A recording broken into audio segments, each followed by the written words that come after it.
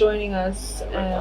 Perhaps you can start by introducing yourself and obviously telling us about the organization that you come from. Thank you very much, Wendy. My name is Akadiri Aminou. I'm the Executive Director of Federation of West African Chambers of Commerce. I'm also Executive Director of African Business Council.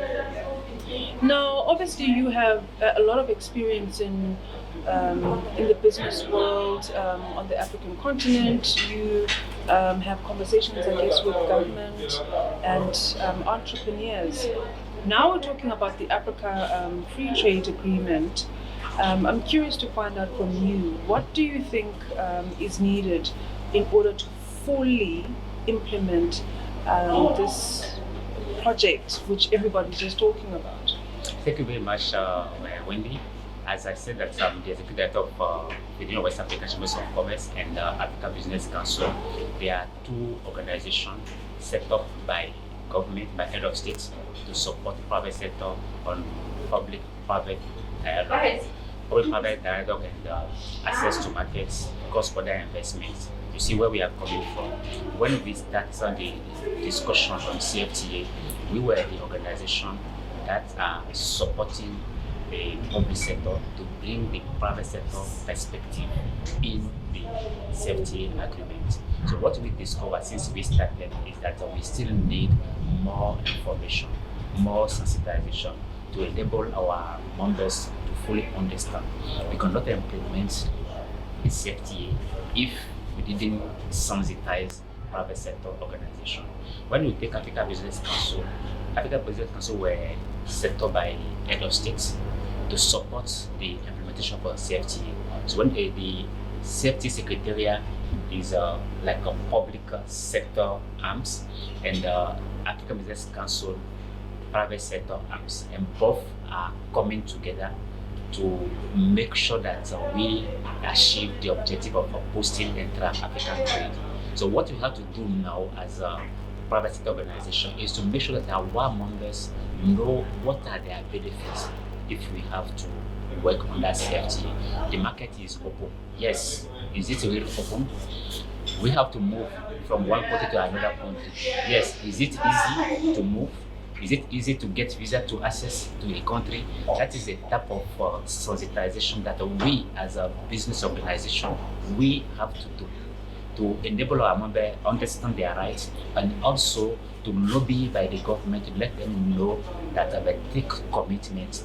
Their commitment is to facilitate, is to put in place, enable an environment for business. So that's why I think that we need to do, on which we need to work hard so that the CFTA objective are fully achieved. I just want to find out, of course, now you are saying it's important to sensitize obviously businesses about the the Africa Free Trade Agreement.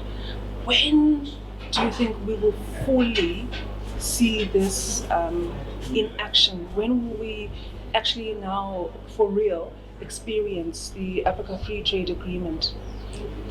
Where we really see that the agreement is working is for what we are doing now. We came here for the meeting between chambers of commerce. We came with business people. That is the platform to exchange, to let them know that this is what we really have. But the second level to know that it's working is when it's time to deal between two countries. For example, I'm here in Botswana. The next country is South Africa or Namibia. How is the business flowing between the two countries?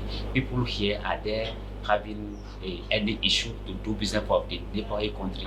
So is doing this type of platform, we can gather information from practitioners, and then we take that information to go back to the government at national level, at regional level, at continental level, that this is what we still facing as challenge to make business happen in Africa.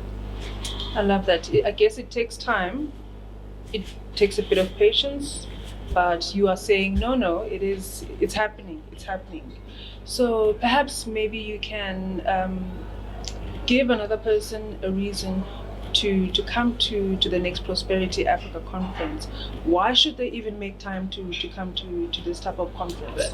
You see, the regional or continental integration is a very long process, and we have to go day by day. It's not something I can say, okay, we have everything. No, it's a day-by-day activity. It's when we are having this type of meeting, as chambers of commerce, we come together. That's where we can really sensitize our people. The reason for them to attend this type of event is that if I didn't know you, I can't do business with you.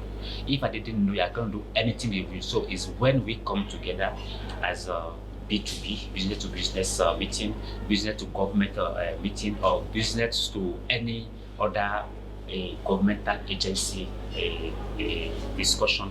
That is where we can look each other and what we really need. What we really need is to do business in Africa. We can't do business in Africa if we didn't have the legal framework. We have the legal framework, but does our member know that this exists? Is not sure that we do. So what we have to do as chambers of commerce is to have this regular meeting where we keep sensitizing and informing our people on what they really need to do their business, and put them together to do joint investments. We really need a joint investment. I may explain this one. Maybe it's a question you can ask me later. That when to achieve the objective of regional continental integration, I believe that we have one of 1,000 of way, but that way is really important. Is when you and I'm from West Africa, you are from South Africa, we come together to create a company, to have a share together in an activity. That's where we can achieve the objective. It's not coming from me.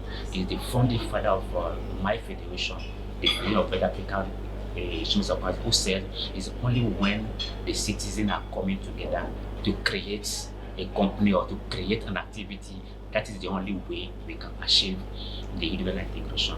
And there are the many examples that works. When you take EcoBank is a community enterprises that we created in West Africa. Everywhere in Africa you have EcoBank, and we are proud of that one. What you take in the transport area, Askai is a company in West Africa.